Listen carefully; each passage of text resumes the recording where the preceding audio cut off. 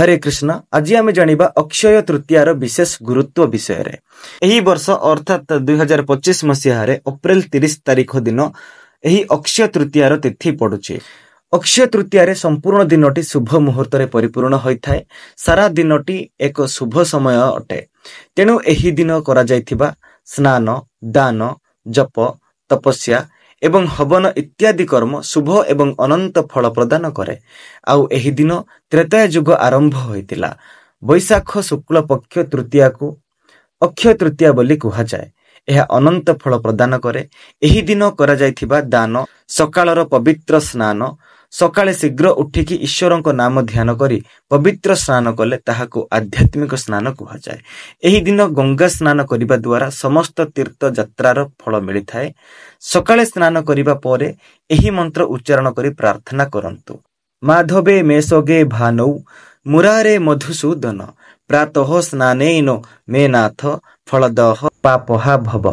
तापरे हवन इत्यादि कार्य शुभ एवं अनंत फल प्रदान करे।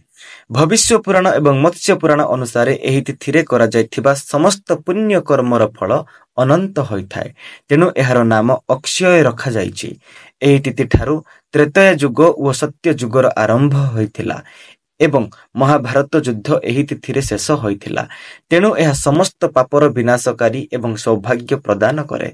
एही दिन कोनोसी शुभ समय न देखि जे कोनोसी शुभ कार्य आरंभ किंबा समाप्त करा जाय परिबो। एही तिथिरे पानी कलसी, पंखा, चीनी लड्डू, जोता, छत्ता, गौभूमि, सुना पात्र, पोशाक इत्यादि दान को शुभ कार्य बोली विवेचना करा जाए एवं गंगारे स्नान को शुभ बोली विवेचना करा जाए। एही दिन कृषि कार्य आरंभ हुए एवं यह समृद्धि प्रदानकारी अटे। एही तिथिरे ऋषि नरनारायण भगवान परशुराम एवं भगवान हयग्रीव अवतार ग्रहण करथिले। यह अत्यंत पवित्र एवं सुख समृद्धि प्रदानकारी तिथि अटे। एही तिथिरे सुख समृद्धि एवं सफलता कामना करी उपवास एवं पर्व पालन करिबा सहित अस्त्र शस्त्र, पोशाक, अलंकार इत्यादि तैयारी करंतु अथवा किणिकी परिधान करंतु। एही तारिखरे नूतन जमी किनिबा, कोनोसी कोठा किंबा अनुष्ठान रे प्रवेश करिबा मध्य शुभ एवं फलप्रद बोली विवेचना करा जाए। अक्षय पुण्य प्राप्तिर सुवर्ण सुजोग हेउछि अक्षय तृतीया। तेणु एही शुभ अवसरर पूर्ण लाभ उठांतु।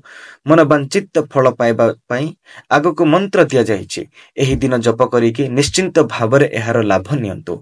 जदि आपण कोनोसी इच्छा रखिकि पूर्ण समर्पित भाव सहित जप करंती तेबे एहा निश्चिंत भावरे फल प्रदान करिवो।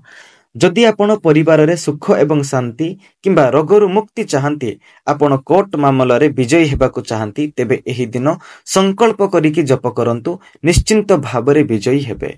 आत्म संयम, ब्रह्मचर्य पालन, भक्ति, ज्ञान, ईश्वरंक प्रेम एवं स्वास्थ्य प्राप्त करिवार सुवर्ण सुजोग हेउछि अक्षय तृतीयार पवित्र दिन।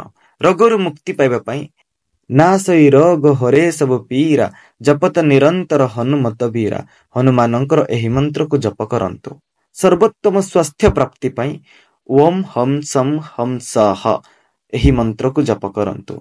ब्रह्मचर्य पालन पई ओम आर्यमाय नमः एही मंत्र को जप करंतु। कोर्ट मामला रे विजय पाइबा पई पवन तनय बल पवन समाना बुद्धि विवेक विज्ञान निधाना एही मंत्र जप करंतु। धन प्राप्तिर अमोघ सिद्ध मंत्र नमस्तेस्तु महामाये श्रीपीठे सुरपूजिते शंख चक्र गदा हस्ते महालक्ष्मी नमस्तुते। एही मंत्र अत्यंत भक्ति भावर सहित जप करंतु। निश्चिंत भावरे माता लक्ष्मीकर कृपा आपणकर उपरे वर्षिब। जदि आपण गुरु दीक्षा नेइछंती तेबे एही दिन गुरु मंत्र को अधिकरु अधिक जप करंतु। यह आपणकर मोक्षर द्वार को उन्मुक्त करिदेबो, कारण एही दिन अक्षय पुण्य प्रदानकारी होइथाय। एहीपरि भावरे ओडिशा इतिहास एवं ओडिया परंपरा और संस्कृति सहित जड़ित रहबा पई आमर चैनल को सब्सक्राइब करिकि बेल आइकन उपरे क्लिक करंतु एवं वीडियोटी को लाइक करिकि निजर संबंधी मानक सहित शेयर करंतु। धन्यवाद।